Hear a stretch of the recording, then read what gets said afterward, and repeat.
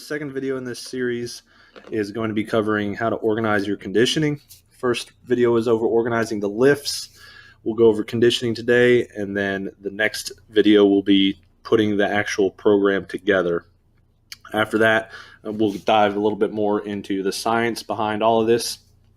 But right now, let's talk about how to organize your conditioning. So the conditioning that I program is broken up into training zones, 3 training zones: the endurance zone, threshold zone, and essentially a max effort zone. These are kind of heart rate based.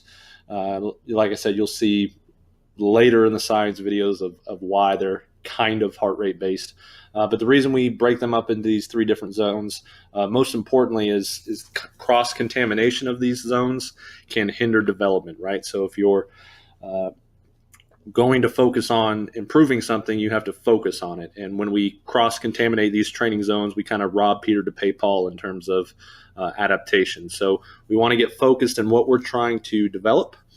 Secondly, we want to have these training zones so that we can hone in on your goal, right?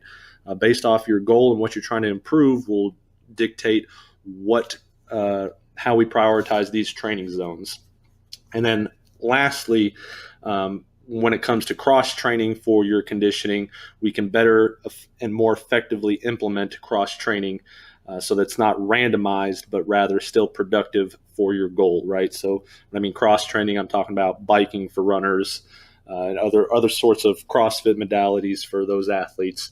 But when we have these zones, we get a lot more organized, and when we're a lot more organized, again, we can reap more effective and efficient results. So the 2 types of conditioning that we're going to talk about are aerobic conditioning. This is your traditional endurance stuff. So you're running, rowing, biking, long distance. This utilizes oxygen. That's essentially what aerobic means. This is sustainable efforts, right? And then we have our anaerobic conditioning. This does not use oxygen. Anaerobic without oxygen. This uses energy stores directly from the muscle, and this is more correlated to your max effort work.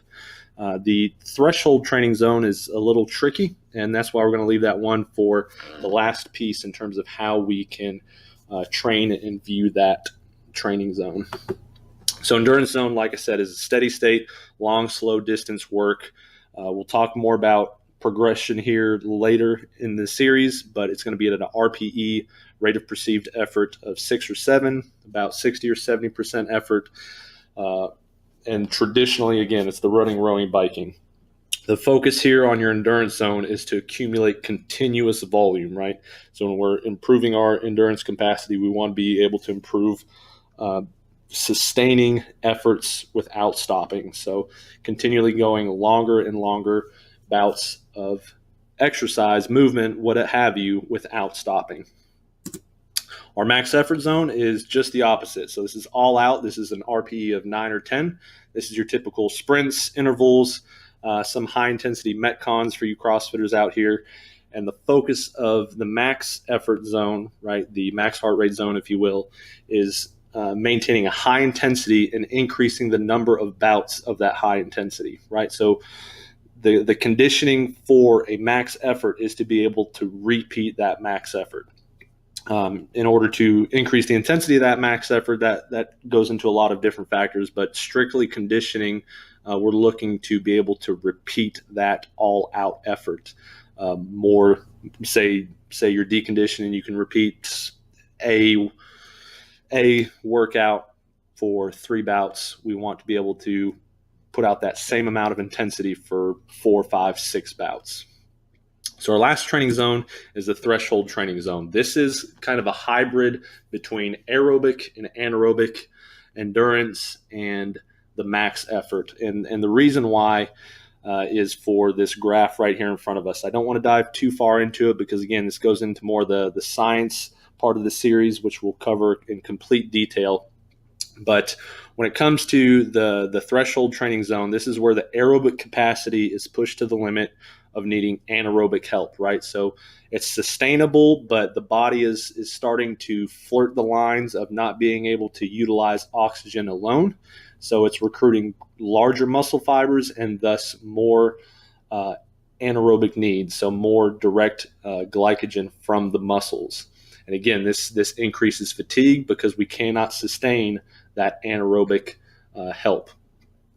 So again, this is doing something sustainable, so similar to endurance training, but pushing your limits of that endurance, of being able to keep it sustainable, right? So again, I don't want to dive too much into the muscle fiber spectrum, but type 1 way at the bottom here, highly aerobic. Your type 2 muscle fibers are highly anaerobic, and that threshold is that blend in between of muscle fibers and the need for aerobic work starting to flirt into that anaerobic threshold.